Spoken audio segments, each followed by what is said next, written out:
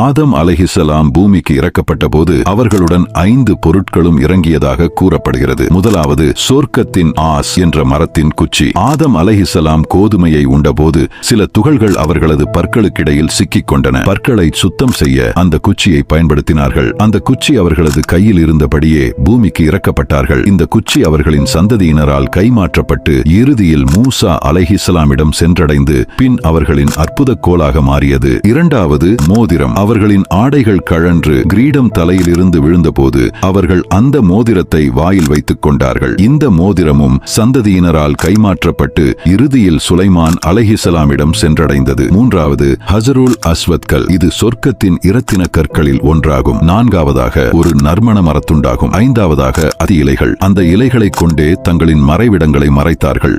ஆதம் அலைஹிஸ்ஸலாம் பூமிக்கு இறக்கப்பட்ட போது அவர்களுடன் 5 பொருட்களும் இறங்கியதாக கூறப்படுகிறது. முதலாவது